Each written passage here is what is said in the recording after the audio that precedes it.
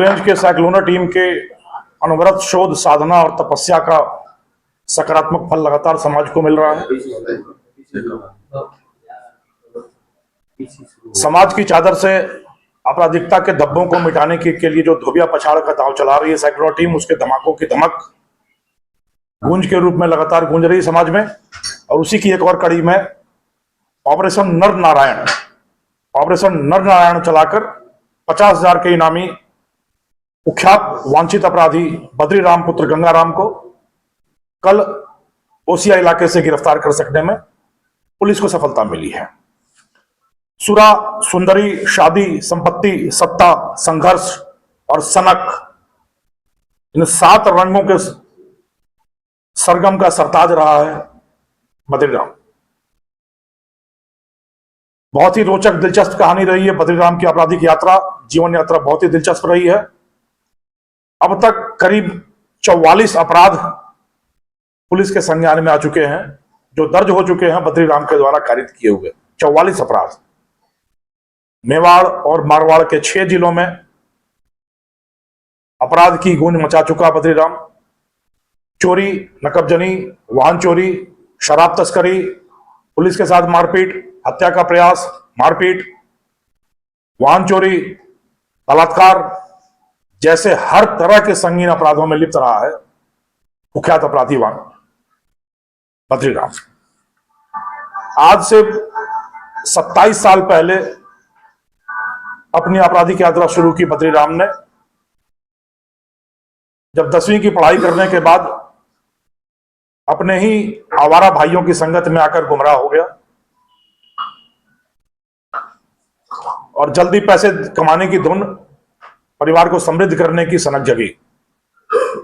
एक चचेरे बड़े भाई की शादी के लिए पहला अपराध किया, गांव के ही कोऑपरेटिव सोसाइटी में चोरी की। और उसके बाद जब चोरियों का, नकबजनियों का सिलसिला शुरू किया बद्रीराम ने, तो 25 मामले दर्ज हुए बद्रीराम के खिलाफ। विशेष रूप से मंदिरों में चोरी का शौकीन रहा बद्रीराम। इलाके के जितने भी मंदिर हैं, चाहे खिंदकौर मंदिर हो, वापिनी मंदिर हो, पुनासर मंदिर हो, मेवाड़ मारवाड़ के ज्यादातर मंदिरों में कई बार जाकर चोरी की वारदातों को अंजाम दिया। कई बार पकड़ा गया, कुछ महीने जेल में काटे और फिर छूटता रहा। यह सिलसिला लगातार चलता रहा और इसी के साथ कई सारे शौक पनपते रहे। चाहे विलासी जीवन जीने का शौक हो, वेश्यावृत्ति का शौक हो, रंगीन मिजाजी का शौक हो, वो लगातार गलत तरीके से आते पैसों के साथ परवान चढ़ते रहे। पिता का मोह, पिता की ममता, पिता का पितृत्व हमेशा बद्रीराम के जीवन पर एक कहर की तरह बरपता रहा। जेल जाता रहा बद्रीराम, पिता उसकी जमानत कराते रहे। हर बार वादा करता बद्रीराम कि अब अपराध की दुनिया से मैं अपने पैर पीछे खींच लूंगा, और फिर उसकी रंगीन मिजाजी, आशिक मिजाजी उसको फिर से अपराध के दलदल में धकेलती रही।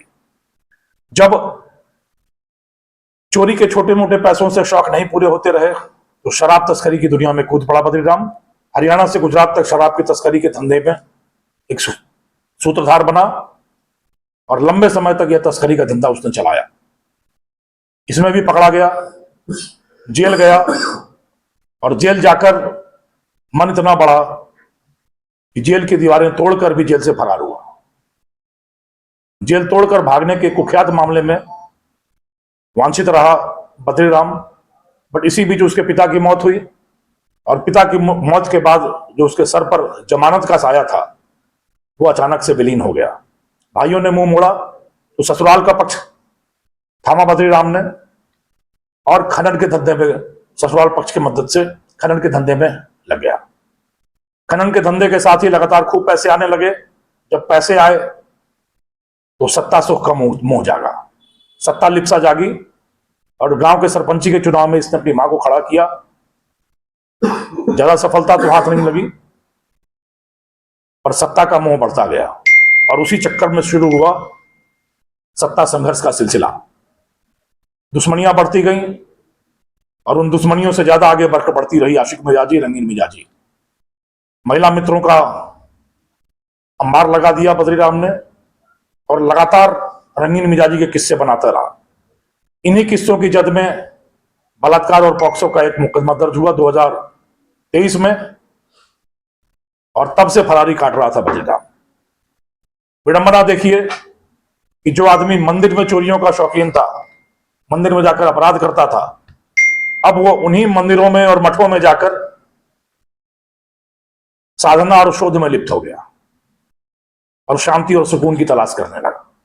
फरारी के टाइम में करीब 8 महीने बद्रीराम ने बागेश्वर धाम में काटे, पर्ची निकलने का इंतजार करता रहा, शांति की तलाश करता रहा।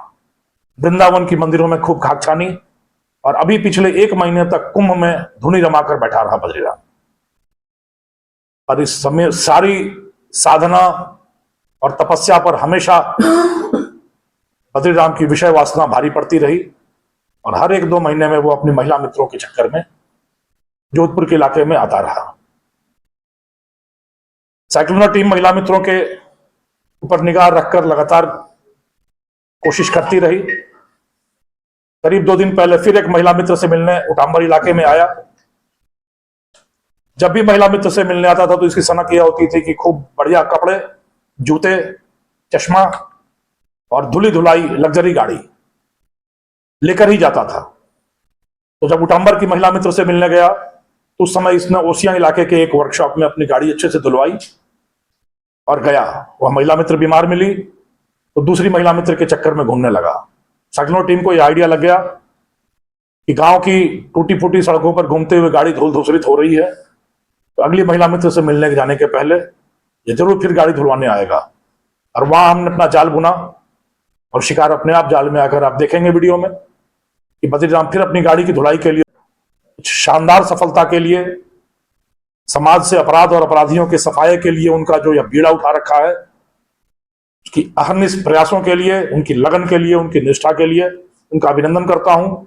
और समाज से यह अपील करता हूं कि इस तरह के आपराधिक तत्वों को बिल्कुल प्रश्रय न दिया जाए, बिल्कुल बढ़ावा न दिया जाए और इनके पंख कतरे जाए। धन्यवाद। सर, इसके पास से कुछ क्या क्या मिला? ब्रेजा गाड़ी मिली है, कुछ पैसे मिले हैं, कुछ कागजात हैं। अभी बहुत वित्तीय स्थिति इसकी अच्छी नहीं थी क्योंकि कुंभ में 1 महीने तक रह के आया, डेगाना के इलाके में रह रहा था अभी, और वहां से जब थोड़ी सी विषय वासना जगी तो फिर अपनी महिला मित्रों से मिलने के चक्कर में आया और उसी चक्कर में पकड़ा गया। महिला मित्रों का कुछ पता लगा था लगभग?